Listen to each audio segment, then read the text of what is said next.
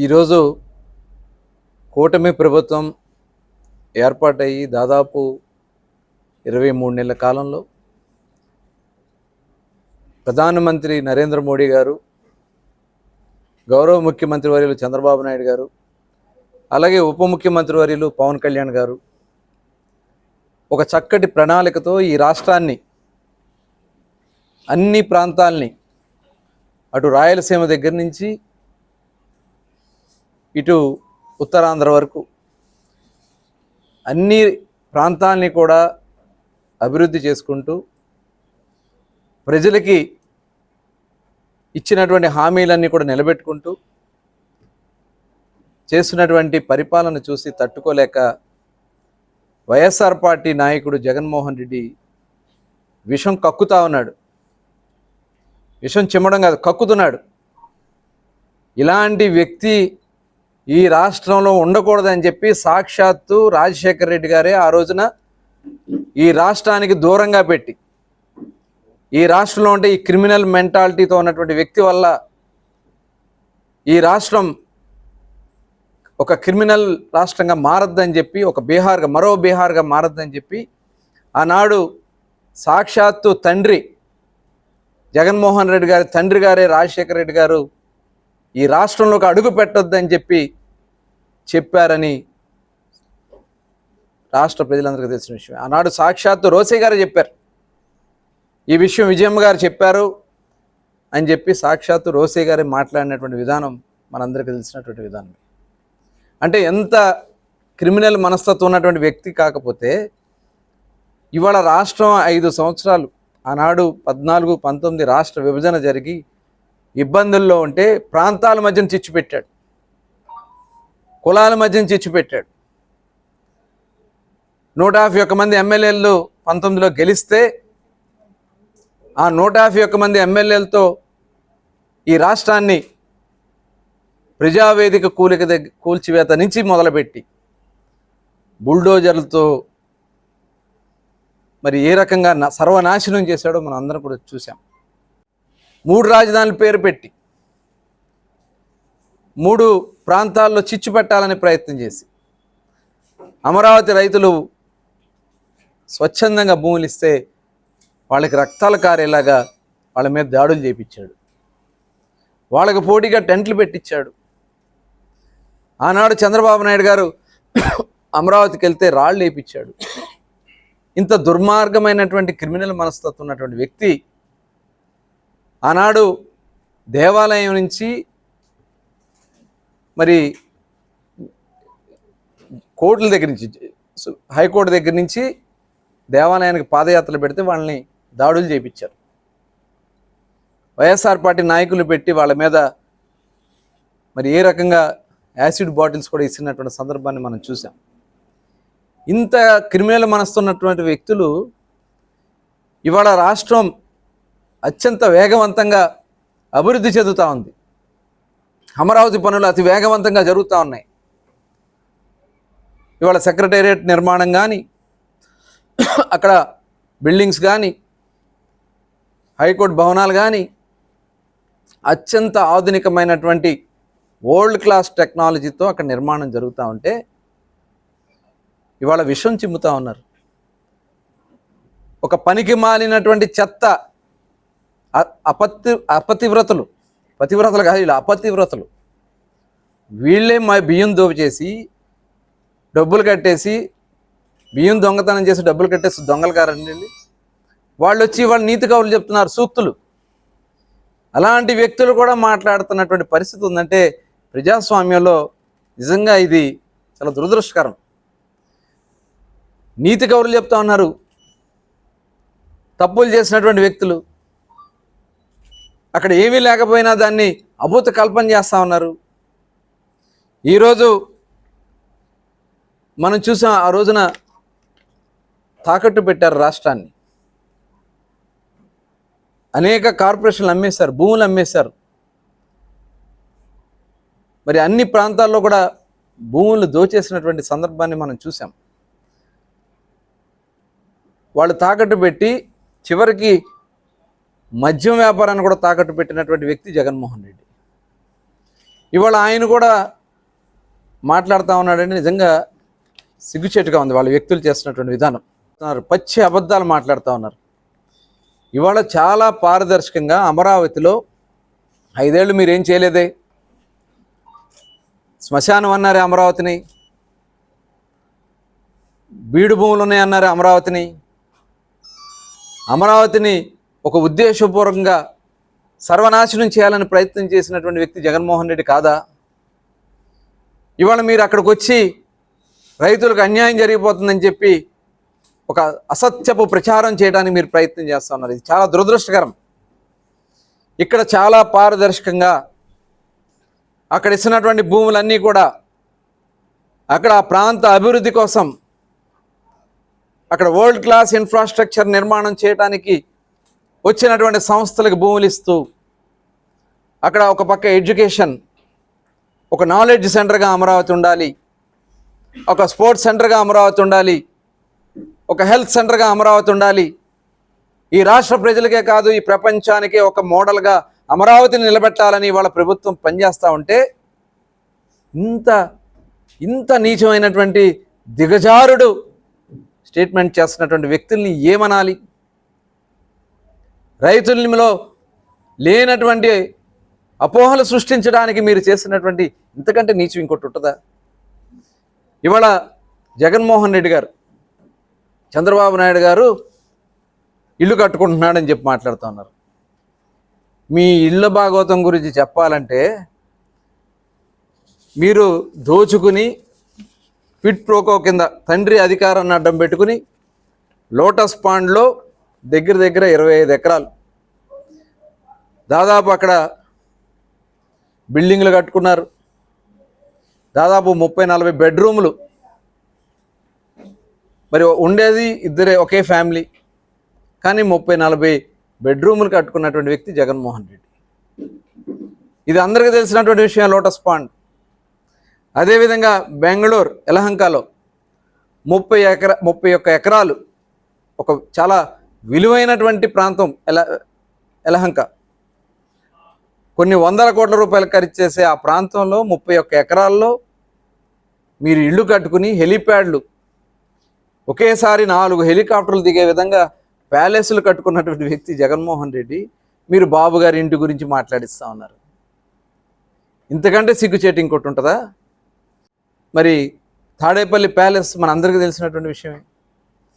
ఏ రకంగా ఆ ప్రాంతంలో ఉన్నటువంటి చుట్టుపక్కల పేదల్ని దౌర్జన్యంగా తరిమేసి రోడ్లు వేసుకుని పేదల భూములు కొట్టేసినటువంటి వ్యక్తి జగన్మోహన్ రెడ్డి తాడేపల్లి ప్యాలెస్ కట్టుకోలేదా? అలాగే పులివెందుల్లో 100 ఎకరాలు మరి ఆ భూములు దోచుకున్నటువంటి వ్యక్తులు మీరు మాట్లాడుతూ ఉంటే నిజంగా హాస్యంగా ఉంది. బాబు గారు అక్కడ ఇల్లు కట్టుకోవడం, అది కూడా మీరు చూడలేకపోతా ఉన్నారా? మీ కడుపు మంట చాలట్లేదా? వైఎస్ఆర్ పార్టీ చేసినటువంటి దోపిడీల్లో సచివాలయాలకి వైఎస్ఆర్సీపీ రంగులు వేసి తొలగించడానికి 3,000 కోట్ల రూపాయలు ప్రజాధనాన్ని దోచిపెట్టింది మీరు కాదా? మీ కాంట్రాక్టర్లకి. అవన్నీ కూడా పేద ప్రజల ధనం కాదా? అది 3,000 కోట్ల రూపాయలు. అలాగే సర్వేరాళ్ళ పేరుతో జగన్మోహన్ రెడ్డి బొమ్మలు వేసుకుని 700 కోట్ల రూపాయలు. ఇది వాస్తవం కాదా? ఋషికొండ, మరి ఋషికొండ కొండని బోడిగుండు కొట్టి 600 కోట్ల రూపాయలతో ఒక విలాసవంతమైనటువంటి భవనాలు, ప్రజాధనాన్ని దుర్వినియోగం చేసింది జగన్మోహన్ రెడ్డి కాదా? దీనికి మీరు సమాధానం చెప్పగలరా? 5 సంవత్సరాల పాటు మీ పత్రిక సాక్షి పేపర్ కోసం, సాక్షి టీవీల కోసం 500 కోట్ల రూపాయల యాడ్లు పెట్టి దోచిపెట్టింది వాస్తవం కాదా? దీనికి మీరు సమాధానం చెప్పగలరా? ఇది దోపిడీ కాదా?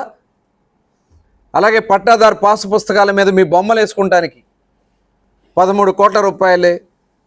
తాడేపల్లి ప్యాలెస్ మీ కిటికీలకి, ఆ చుట్టూ ఫెన్సింగ్లకి,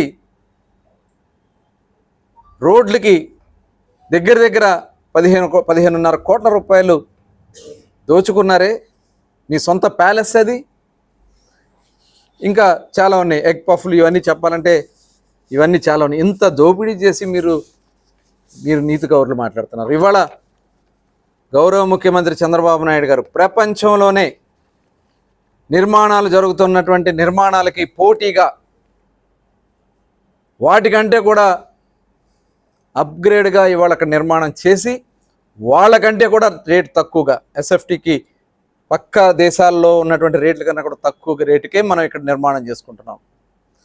దానికంటే కూడా డబుల్ క్వాలిటీతో, లేటెస్ట్ క్వాలిటీతో, దాదాపు 10 సంవత్సరాల క్రితం ఉన్నటువంటి రేట్ల కన్నా కూడా తక్కువ రేట్లకే ఇవాళ అమరావతిలో నిర్మాణాలు జరుగుతూ ఉంటే మీరు విషం చిమ్ముతారా? అంటే ఈ రాష్ట్రం బాగుపడతాం మీకు ఇష్టం లేదా? ఈ ప్రపంచం మెచ్చినటువంటి తెలుగువారి కోసం నిర్మాణం జరుగుతున్నటువంటి అమరావతి నిర్మాణం చేసుకుంటే మీరు చూడలేరా? ఇంత సిగ్గుచేట, ఇంత కడుపమంట. మీకు కనీసం ప్రతిపక్ష హోదా కూడా ఇవ్వలేదని మీరు కక్ష సాధింపుతో ఈ కార్యక్రమాన్ని మీరు చేస్తా ఉన్నారా? ప్రజల్లో ఆందోళన పెట్టించాలని దుర్మార్గమైనటువంటి ఆలోచనలు మీరు చేస్తూ ఉన్నారా? దాదాపు 34,000 ఎకరాల భూమి ఇవాళ రైతులు ఇచ్చి ప్రపంచానికి ఒక మోడల్గా అమరావతిని నిలబెట్టినటువంటి విధానం. ఇవాళ కృష్ణా గుంటూరు జిల్లాల మధ్యలో నిజంగా హ్యాట్స్ ఆఫ్ రైతాంగానికి 34,000 ఎకరాల భూములు ఇచ్చారు. వాళ్ళని ఎన్ని ఇబ్బందులు పెట్టారని మీరు. ఇవాళ బాబు గారి ఆలోచనతో ఇవాళ సెల్ఫ్ ఫైనాన్స్గా ఇవాళ వడ్డీ రేట్లు కూడా అతి తక్కువ వడ్డీ రేట్లకే బాండ్స్ పెడితే హాట్ కేక్స్ లాగా అమరావతిలో బాండ్స్కి అంత విలువతో వెళ్తున్నటువంటి విధానం ఎందుకు? అటువంటి అమరావతి నిర్మాణం అక్కడ జరుగుతూ ఉంటే మీరు ఇంత నీచానికి దిగుతూ ఉన్నారు. ల్యాండ్ పూలింగ్ కూడా రైతులే ముందుకు వచ్చి మేము భూములు ఇస్తాం మా ప్రాంతంలో అని చెప్పి రైతాంగం వస్తూ ఉంటే అక్కడ కూడా విషం చిమ్ముతూ ఉన్నారే. ఇవాళ ఫర్దర్గా అక్కడ జరిగే అభివృద్ధి కార్యక్రమాలకి మరి ఎక్స్పాన్షన్ కోసం మరి రైతులే స్వచ్ఛందంగా ముందుకు వచ్చి అడిషనల్గా పూలింగ్ కూడా సహకరిస్తూ ఉంటే అక్కడికి వెళ్ళి రెచ్చగొట్టి రాజకీయ లబ్ధి పొందాలనే ఒక దుర్మార్గమైనటువంటి ఆలోచన చేస్తూ ఉన్నారు. ఇవాళ మీరు మావిగన్ అని మాట్లాడుతూ ఉన్నారు. మావిగన్ ఏమైంది? 5 సంవత్సరాల బందరపోటు. కనీసం బందరపోటు వైపు మీరు కళ్ళెత్తి చూసారా?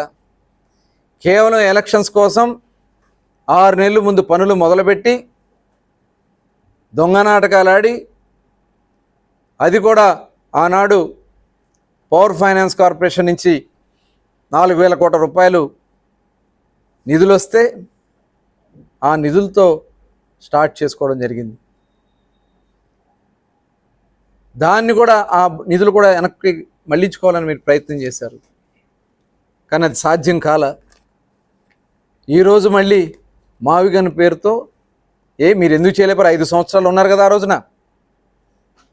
గుంటూరు, అమరావతి, కృష్ణా, మచిలీపట్నం పోర్టు ఆ రోజున మీకు కళ్ళకు కనపడలేదా? కళ్ళకు గంతలు కట్టు కూర్చున్నారా? ఈనాడన్నా వెళ్ళి మీరు సోకాళ్ళ నాయకులు నేను అడుగుతున్నా, కృష్ణా గుంటూరు జిల్లా నాయకులు నేను అడుగుతా ఉన్నా, మీరు ఏనాడన్నా వెళ్ళి ముఖ్యమంత్రిని కలిసి ఆ రోజున మన ప్రాంతాలకి జరుగుతున్నటువంటి అన్యాయాల మీద ఏ రోజన్నా మీరు మాట్లాడారా? మీ పదవులు కాపాడుకోవడం కోసం, మీ దోపిడీల కోసం జిల్లాల్ని తాకట్టు పెట్టారు మీరు. ఇవాళ మావిగన్ అని చెప్పి దొంగ నాటకాలు ఆడుతూ ఉన్నారు. మేం చెప్తా ఉన్నాం, ఇవాళ ముఖ్యమంత్రి గారితో కూడా మేము ఆల్రెడీ డిస్కస్ చేసాం. మచిలీపట్నం పోర్టుని సిఆర్డిఓ లిమిట్స్లోకి తీసుకురావాలని ఆల్రెడీ ప్రపోజల్ పెట్టాం. అలాగే గుంటూరు జిల్లాల్లో మరొక రైల్వే కనెక్టివిటీ కోసం మచిలీపట్నం రేపల్లెకి రైలు మార్గానికి 2 జిల్లాలకి కనెక్టివిటీ కోసం ఇవాళ డిపిఆర్ తయారవుతుంది. త్వరలోనే టెండర్లు పిలవబోతా ఉన్నారు. ఇవాళ విజయవాడ మచిలీపట్నం హైవే ఏదైతే 216 ఉందో 6 లైన్ కింద డెవలప్మెంట్ అవుతోంది. అలాగే 216 అది NH65, ఇది 216 కూడా 4 లైన్ కింద డెవలప్ అవుతుంది. NH65 అది 6 లైన్ కింద ఇవాళ డెవలప్ అవుతుంది. ఇవన్నీ కూడా ప్రభుత్వం చేస్తూ ఇన్లాండ్ వాటర్ వేస్ కోసం మేము కూడా ప్రయత్నం చేస్తాం. అమరావతి టు మచిలీపట్నం పోర్టుకి ఇన్లాండ్ వాటర్ వేస్ కూడా ఇవాళ ప్రభుత్వం కార్యాచరణ తయారు చేసి ప్రపోజల్ కేంద్ర ప్రభుత్వాన్ని పంపించింది. కేవలం జగన్మోహన్ రెడ్డికి భజనలు చేస్తూ బూతులు తిడుతూ ఈ రాష్ట్రాన్ని సర్వనాశనం చేసినటువంటి వ్యక్తులు ఇవాళ బాబు గారు ఇల్లు కట్టుకున్నా చూడలేరు, ఒక పేదవాడి ఇల్లు కట్టుకున్నా చూడలేరు. పేదల భూములు దోచుకున్నటువంటి వ్యక్తులు మీరు. ఇవాళ అక్కడ బాబు గారు ఇల్లు నిర్మాణం ఇవాళ ఎక్కడా కూడా ప్రభుత్వంతో సంబంధం లేకుండా ఆయన నిర్మాణం చేసుకుని రాజధాని నుంచే మరి ఆనాడే 2014లో ఎన్నికలైన తర్వాత వెంటనే వచ్చి ఇక్కడ నివాసం ఉన్నారు, ఇక్కడి నుంచే పరిపాలన చేశారు. మీరు తాడేపల్లికి ఎన్నికల ముందు రావడం, పారిపోవడం, ఇప్పుడు కూడా వారానికి ఒకసారి వస్తారు, చిచ్చు పెట్టి వెళ్ళే ప్రయత్నాలు చేస్తారు తప్ప మీరేమీ చేయలేదు. అలాగే బినామీ పేర్లు అని చెప్పి అసత్యపు ఆరోపణలు మాట్లాడుతూ ఉన్నారు. ఇవాళ ప్రజలు అంత అమాయకులేం కాదు. ఇవాళ మేము ఏది చేసినా ట్రాన్స్పరెంట్గా చేశాం. భూములు అలాట్ చేసినా దానికి అధికారుల కమిటీ సిఫార్సులు, అలాగే క్యాబినెట్ సబ్ కమిటీ సిఫార్సులు అన్నీ కూడా పరిశీలన చేసుకున్న తర్వాతే అది ఆమోదం చెందుద్ది. దానివల్ల అభివృద్ధి చెందుద్దంటే మాత్రమే ఇవ్వడం కూడా జరుగుతుంది.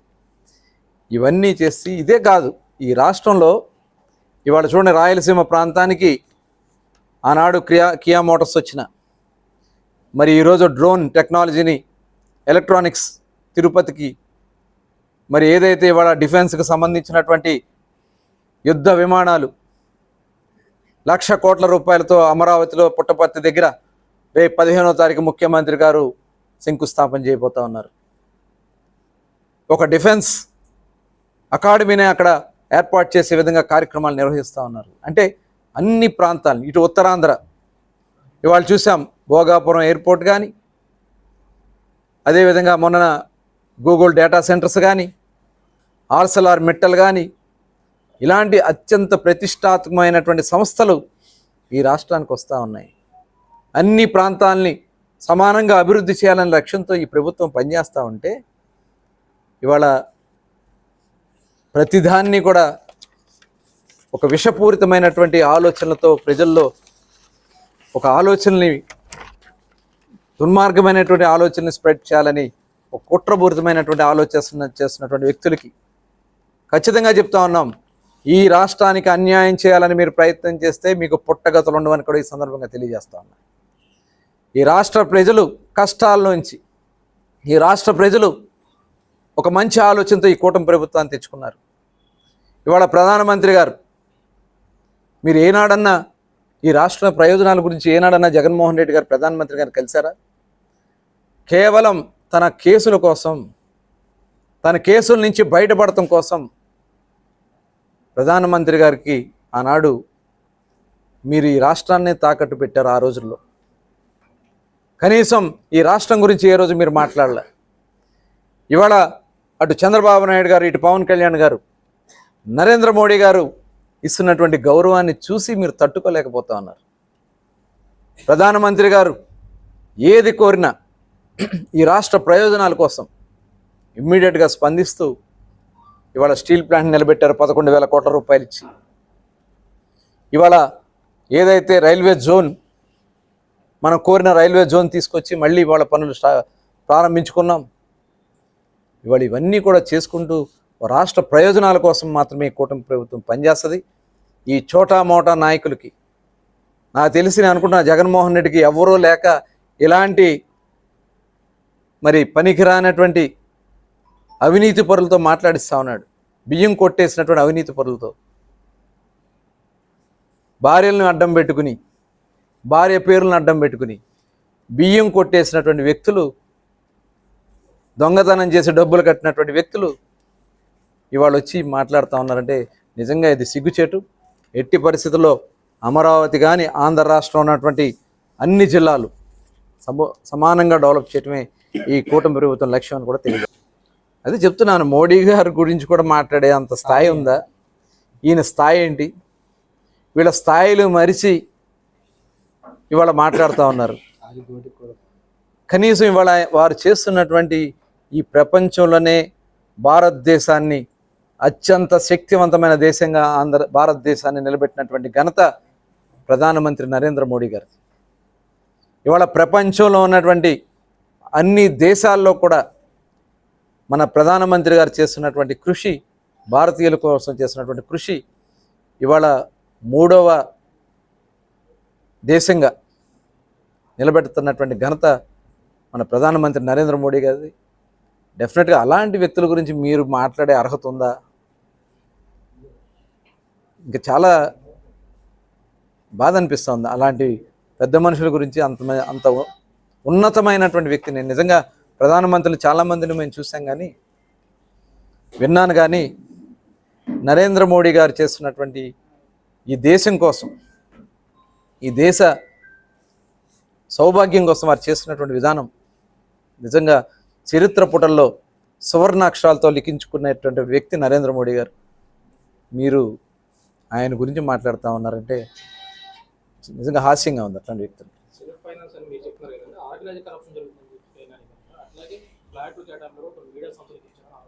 ఇప్పుడు ఇక్కడ మీడియా సంస్థలు అంటే కొన్ని నిబంధనలు పెట్టుకున్నాం. ఇప్పుడు అందరు రావాలి, మీడియా రావాలి, ఎడ్యుకేషన్ ఇన్స్టిట్యూషన్స్ రావాలి, హోటల్స్ రావాలి. వీటిలో కొన్ని ప్రామాణికాలు పెట్టుకుని ఆ ప్రామాణికాల ప్రకారం ప్రామాణికాలు పెట్టుకుని డ్రా సిస్టంలో వాళ్ళకి అందించడం జరుగుతుంది. వాళ్ళు ఉన్నటువంటి ప్లాట్స్లో రైతులకు ఇవ్వాల్సినటువంటి ప్లాట్లు రైతులకే సపరేట్గా చేయటం జరిగింది. వాళ్ళ ప్లాట్లు వాళ్ళకే ఉంటాయి. కొన్ని కమర్షియల్ ప్లాట్స్ కమర్షియల్కి ఉంటాయి. కొన్ని ఏదైతే మనం గవర్నమెంట్ ఇన్స్టిట్యూషన్స్ ఉండాలో దానికి సంబంధించినటువంటి ఫ్లాట్స్ సపరేట్గా ఉంటాయి. దాని ప్రకారమే అలాట్ చేయడం జరుగుతుంది తప్ప ఇందుట్లో ప్రైము నాన్ ప్రైమ్ అంటూ ఉండదు. అమరావతి అంతా మొత్తం కూడా ఒక ప్రైమే.